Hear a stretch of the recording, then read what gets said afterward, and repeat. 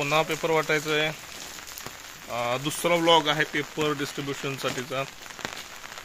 आणि पावसाची उभयधार चालू आहे, तुम्हाला दिसत असेल व्हिडिओमध्ये.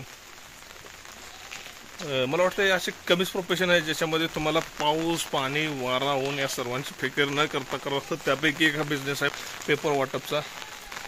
तर पाहूया आज काय दिसतंय, आज काय पाहायला मिळणार आहे तुम्हाला या व्हिडिओमध्ये. आणखी काय काय शेअर करताय नक्की शेअर करणार आहे. पाहत राहा गौरवसाठी व्लॉगला, सबस्क्राईब नक्की करा.